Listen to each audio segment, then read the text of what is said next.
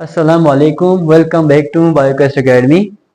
Dear students, आज हम बात कर लेते हैं प्लास्टिक्स के बारे में। जिस तरह हम ऑर्गेनेली के बारे में बात कर रहे हैं डियर स्टूडेंट्स, आज हमारा नेक्स्ट हेडिंग है दैट इज प्लास्टिड। प्लास्टिड ये एक डबल मेम्ब्रेन बाउंडेड ऑर्गेनेली है जो कि प्लांट्स और एल्गी के अंदर पाए जाते हैं।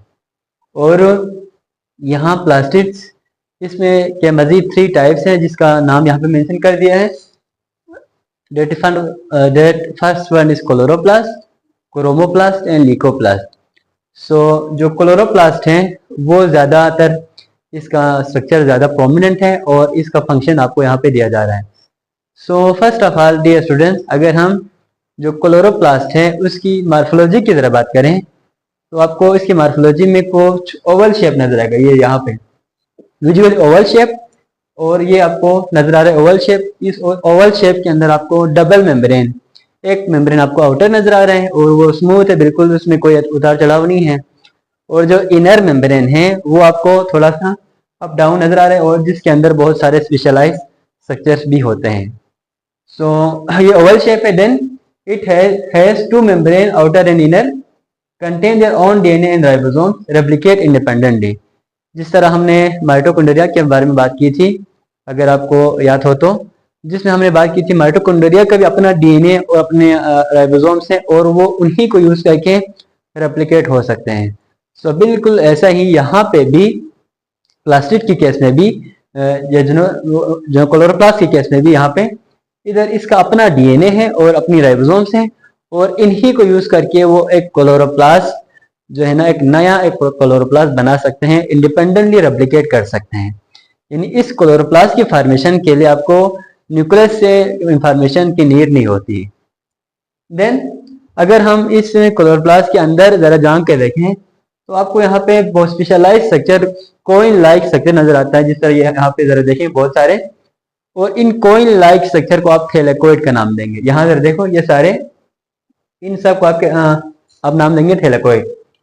और बहुत सारे थैलेकोइड जो है ना एक दूसरे के ऊपर आपको डंपिंग किया हुआ, जिस तरह जो है ना बहुत सारे कोइन हो, जिस तरह यहाँ पे इस शेप में अगर हो तो आपको इन सब को आप ग्रेनम का नाम देंगे, यानी प्लूरल ग्रेना। इन सब को कलेक्टिवली आप कहेंगे इन सब कलेक्टिवली ग्रेना का नाम देंगे। अगर मैं इनमें से एक को बाहर निकाल दूं एक इस तरह, so this will be the granum. Then इसके अंदर आपको फ्लूइड नजर आते हैं, यानी इनसाइड द इनर मेम्ब्रेन आपको स्पेशलाइज्ड फ्लूइड भी नजर आएगा और उस फ्लूइड का नाम है स्ट्रोमा। ओवरऑल ये मार्फोलॉजी थी क्लोरोप्लास्ट के बारे में। और इसका जो फंक्शन है वो हम जरा बात कर लेते हैं। तो यू नो डियर स्टूडेंट्स कि जिस तरह फोटोसिंथेसिस होती है वो प्लांट्स के अंदर क्लोरोप्लास्ट की मौजूदगी में, क्लोरोफिल की मौजूदगी में ही फोटोसिंथेसिस का अमल प्रोसीड होते हैं। तो ये जो क्लोरोप्लास्ट है वो मेनली फोटोसिंथेसिस के लिए रिस्पॉन्सिबल है।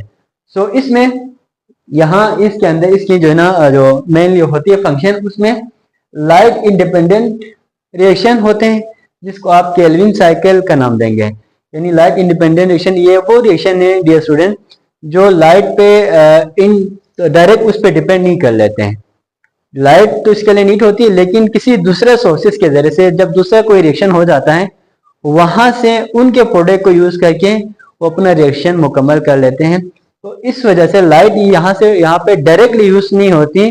That's why it is known as light independent reaction. इसके अलावा हम इसको मेल्विन केल्विन साइकिल का भी नाम देते हैं। एक साइंटिस्ट था, उसने फर्स्ट ऑफ ऑल इसको डिस्कवर किया था, तो हम उस नाम के मुनासिबत से हम इसको मेल्विन केल्विन साइकिल का भी नाम देते हैं। प्लस आप इसको डार्क रिएक्शन का भी नाम देते हैं। और इसके जो वेन्यू है, यानी जो light reaction, light independent reaction जहां पे होते हैं वो है स्ट्रोमा।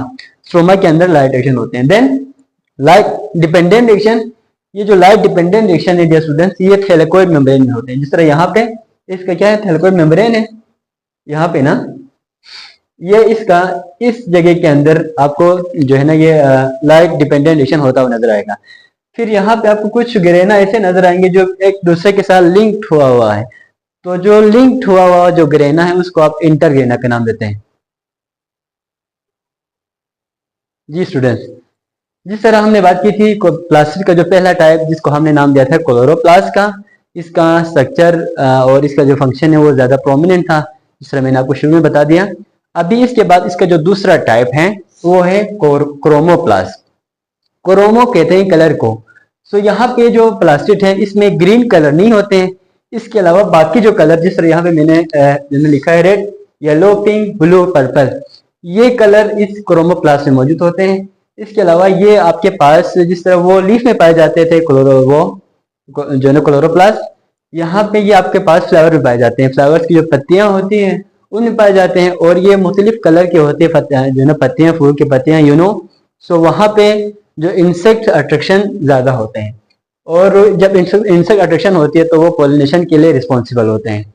इसके अलावा ये राइपन फ्रूट में प्रेजेंट होते हैं, और जो है ना बर्ड वगैरह वहाँ पे अटैक कर सकते हैं, ठीक है। और इसके अलावा जो है ना एनिमल्स भी वहाँ पे जो राइपन फ्रूट हैं उनकी वजह से जो सीड डिस्पर्सल है वो प्रोसेस भी इसी क्रोमोप्लास्ट के जरिए से ही होती है। देन लास्ट है आपके पास लीकोप्लास्ट।